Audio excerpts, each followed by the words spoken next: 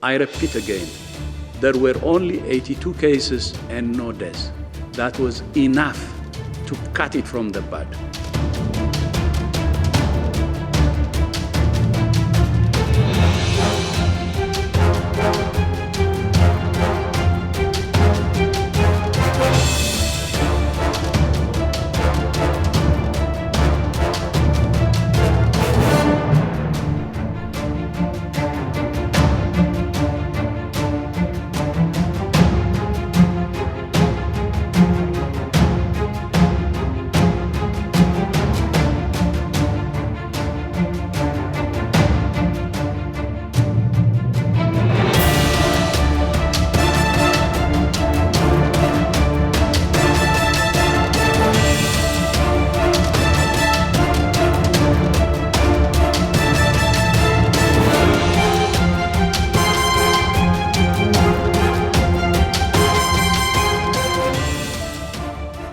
So I want to be clear again. The most important thing which is expected as a declaration from WHO is the Global Emergency Declaration on January 30. And that was declared based on experts' opinion that was drawn from all over the world, who used the criteria to recommend to me that this is already a global emergency, and that consensus led to a declaration of global emergency from WHO, which I announced myself.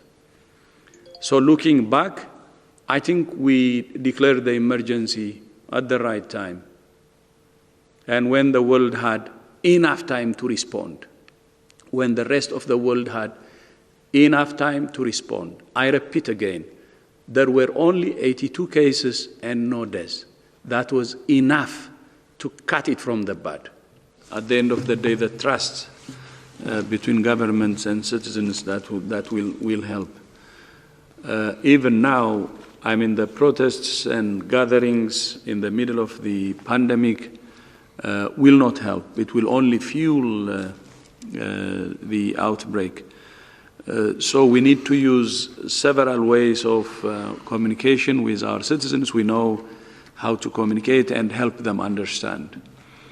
And I think it would be a good idea to mobilize community leaders here, civil society, religious leaders, to speak to citizens directly, not only just governments, but all public leaders, all community leaders and religious leaders should be involved, and bring the different opinions actually into understanding, especially around this pandemic.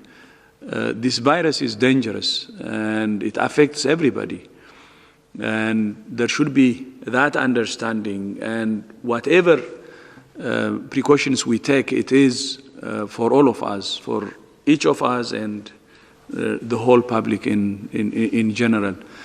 At the end of the day, people will understand and cooperate.